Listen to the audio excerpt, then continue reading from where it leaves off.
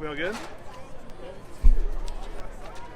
Well, Harsin, you feel walking away from a game like that? You win by 25, but obviously had some mistakes in there that I'm sure you probably weren't happy with.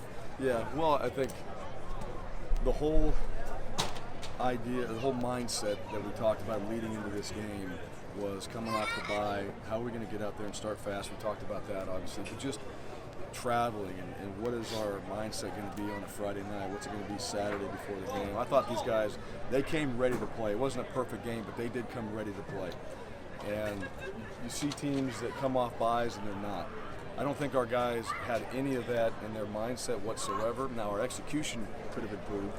There's a lot of factors in there that we could have done a better job of hanging on to the ball, the penalties we had, not finishing at the end after a really solid defensive performance, I thought tonight. But overall, and big positive, the special teams tonight. Joel coming in there, 52-yarder. We won the field position battle and punt. There's a lot of positives. And the thing about this team is we will address those, we'll talk about those, then we can talk about the negatives and what we have to do to get better at it. And nobody slumps down and feels like, oh gosh, it's just one more thing. It's like, yeah, okay, that's part of where we're trying to go with this football team. These things need to be corrected. So we'll get back to work on Sunday. And Hawaii is going to be the best football team we've played. I hope we're the best football team that we can be come Saturday after all the work we've done. And then we'll see what happens. But UNLV, we get everybody's A game.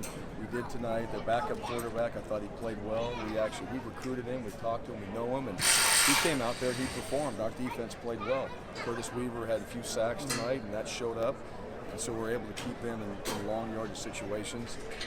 And then we sputtered a little bit on offense where we were moving it and we sputtered. And that's the one area where if we can eliminate the sputters on offense, and be more consistent, then we'll be a more complete team once that happens. And it didn't happen tonight, but we were able to finish. We did win, and I'm proud of our guys for that. And then the best part is we have a W, and we get to go back and work on a whole lot of things. You mentioned Curtis, 9 sacks through 5 games, and he set the Mountain West record for sacks tonight, and he's 5 games into his junior year. What was the record? 28 and a half, I believe. He has 29 and a half now. So. Yeah, had 3 tonight. I mean, just to see him. A half sack.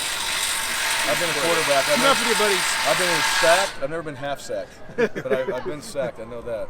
With all the attention that he's getting from opposing teams and stuff, to continue to do what he's doing and do it again tonight. What are you seeing from him? Well, I think his consistency and how he prepares himself is number one. He does it in practice, so it's not like. That's not a problem whatsoever, is it? You'll just get the mic closer. So his ability to prepare himself and knowing that too. I mean, it's one of those, the attentions and what he's done, people know about it, right? It's out there. And every single week they're going to try to do things to slow him down. And, he's been able to overcome that. And I think too with the scheme, it's not just Curtis, it's the other players on the team. Because if you don't have other guys that are factors, you're not going to get the one-on-one matchups. So the other guys are doing their part as well. So 10 other guys are out there playing really, really well.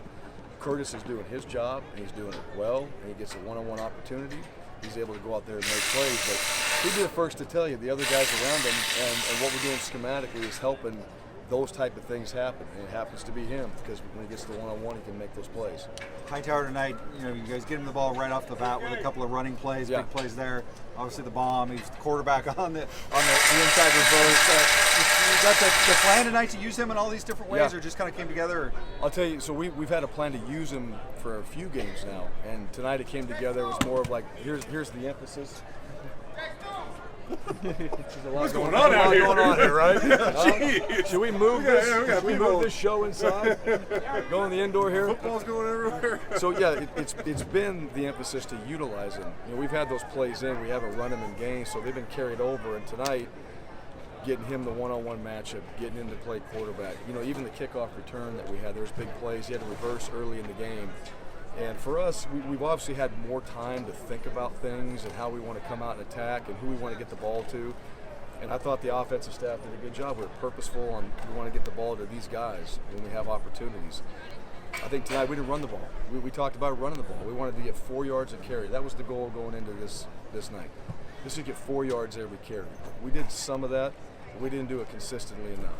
And we want to run the football, but we also were able to get the ball in the hands of some of our playmakers.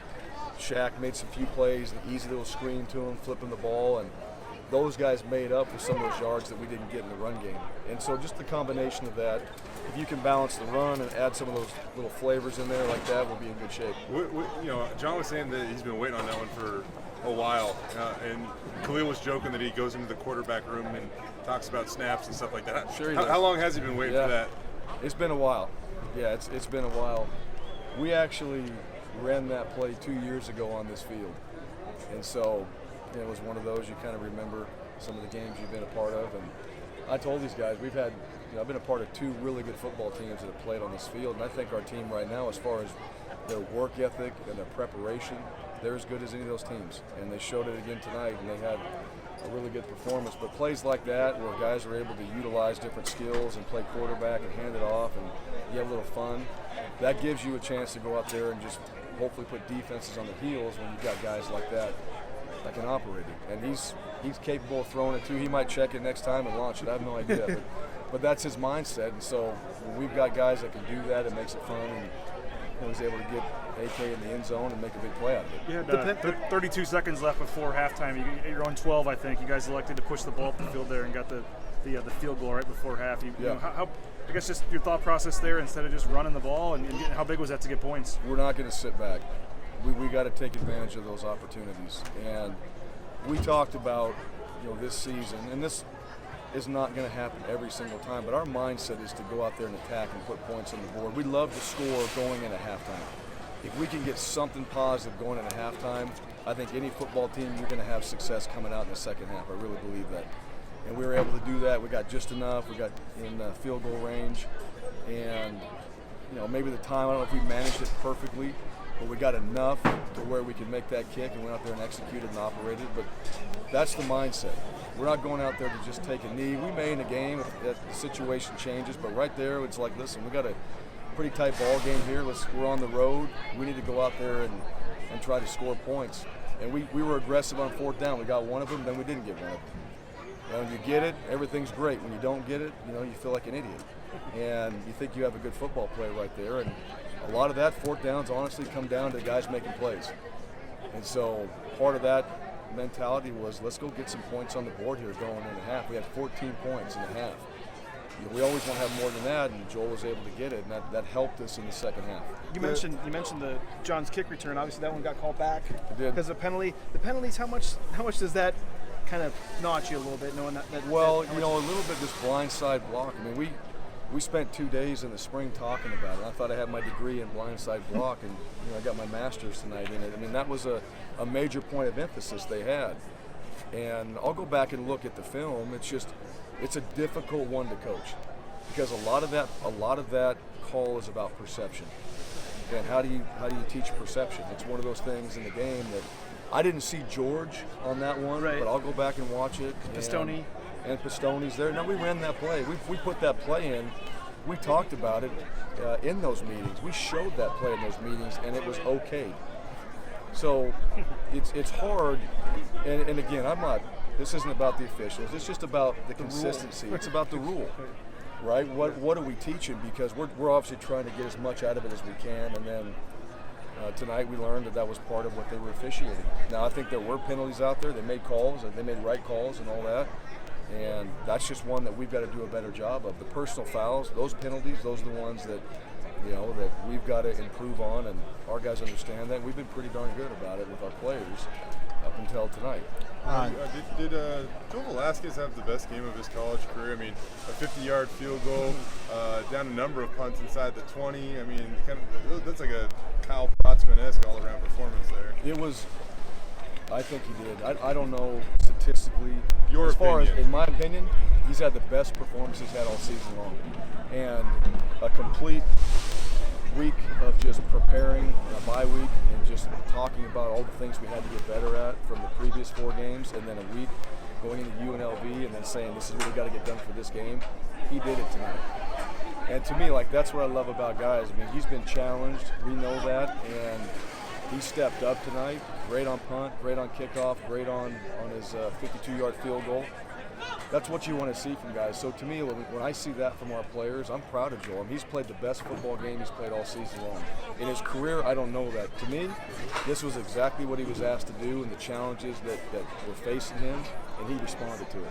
You mentioned the run game, and 3rd and 4th and 1 tonight were a problem. What's holding you guys back in the run game from what you see? I thought, I think UNLV did a good job. I think we've actually been good on short yardage. You go back a couple years, we were terrible, and then we improved, right? We got much better. Tonight, UNLV, they stuck their face in there, and they beat us flat out. I don't know if it was scheme. I think we just flat out got beat. And I think we had better answers had we gone into that situation again later in the game. We could have done certain things a little bit differently schematically, but at the end of the day, they went in there and they stopped us. And when you got to go half a yard, you got to find a way to get half a yard. And our players were ready for it, and I think UNLV just did a better job at it. Bottom line. That's good. Thanks, Harsh.